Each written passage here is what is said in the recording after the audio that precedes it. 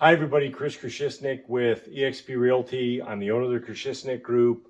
I'm a licensed realtor in Maryland, Virginia, DC, and West Virginia, and I love to help people buy and sell homes.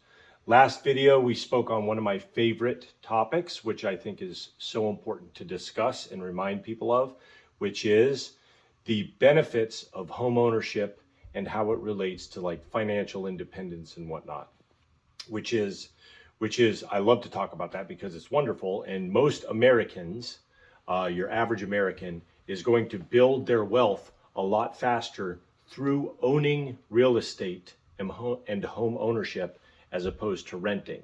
Now, there's been a lot of discussion recently about how actually real estate is not an asset, et cetera, et cetera. You hear it from the higher influencers, Grant Cardone and other people. They say you shouldn't own the house that you live in. You should just rent it. If it's not an income producing asset, this and that, which I get it. High net worth individuals, that may apply to them. But for you and me, for most Americans, if you rent for 30 years, you're not going to have any equity. If you have a mortgage for 30 years and own a home for 30 years, you're going to, at the end of the day, you're going to have a lot more equity. You're going to pay your loan down, and you're also going to have, you're going to get the appreciation from it. Okay. But it's worth noting that we need to discuss the negatives and the I don't know, the bad parts of home ownership, the things that you need to consider before you do buy a home, if home ownership is right for you at this point in your life. So without further ado, actually with some further ado, I want to invite you to subscribe to my YouTube page. Please share this content with everybody you know. I love to provide content to people, and I hope it informs some and at least somewhat entertains, and at the very least it doesn't bore everybody. Okay, so getting into the negative aspects of home ownership. The first negative aspect is your initial investment. Typically when you're renting, you've got the first month's rent and a security deposit and then moving expenses. Okay, so that's kind of, we know that much. Kind of the same, well, it's not really the same with home ownership. With home ownership, you're going to have moving expenses, but you're also going to have your financial investment, the down payment for the property or for the financing, and the closing costs and transfer taxes and title fees that are associated with buying a property and obtaining a mortgage. Okay, there's a big difference between that. And it's not just 20% down. There's some cases where you can do as little as 3.5% down. And there's even some cases where you put 0% down, but that does cost you in mortgage insurance and in other ways in most scenarios. So to sum up, the initial investment to own property is considerable. Okay, it is greater than typically renting. Number two, you could lose money if you don't stay put. Okay, what am I saying? Let's say you're at the stage of your life where you might relocate out of the area to a different area, like, you know, to the West Coast, or if you're on the West Coast, you got to go to Texas or something like that. If your life is not established in that location, or even if your life is not established as though I am single and I want to wait until I'm married until I buy a home, you know, you're going to lose money if you move quickly. It takes time for you to pay your equity down and for appreciation to occur for you to recoup a return on the investment of your initial investment.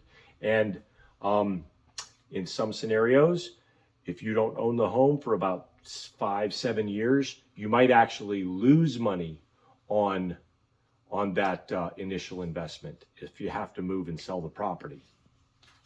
Number three, maintenance. This is kind of an unspoken one.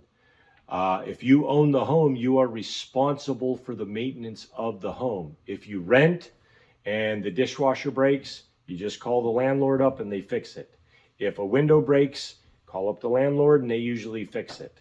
If you're in an apartment complex and the kitchens and bathrooms end up getting really dated over 20 years, they're going to renovate most of those places, and it may be an inconvenience for you, and it may cause your monthly payment or your rent to go up slightly, but it's not going to be a $10,000, $20,000 investment.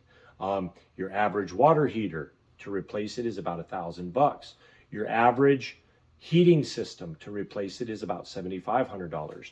Your average roof is about $15,000, $20,000 to replace a roof. These are all expenses that will need to be made on a home between every 15 to 30 years or so.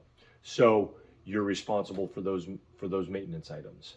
Another drawback or negative to home ownership is there are restrictions on a homeowner on what they can and cannot do with their property. In particular, if you're in an HOA or a homeowners association.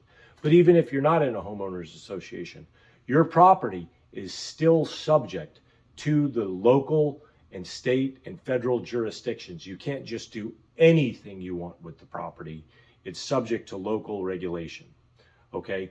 And I would like to add that even if you're renting in the same neighborhood next door, you're still going to be subject to those same restrictions. And in addition, you're going to be subject to your landlord's restrictions on the lease. Okay. Finally, other investments might give you a better return on your investment. And that is a situational circumstance, in my opinion.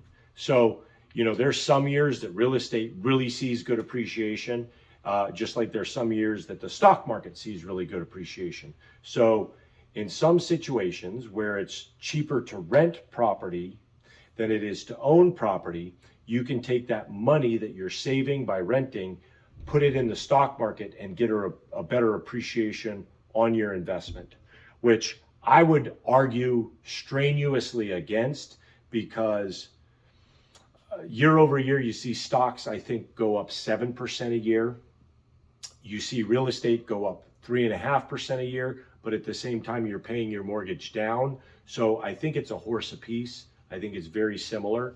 And I would not really use that as a reason to not buy unless you're a very high net worth individual.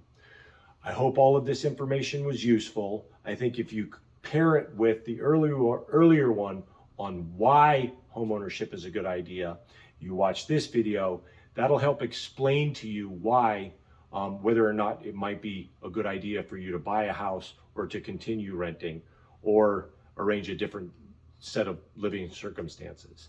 In any case, if there's any more questions, please feel free to reach out to me directly. Share this content with everybody. Subscribe to my page. Have a great day.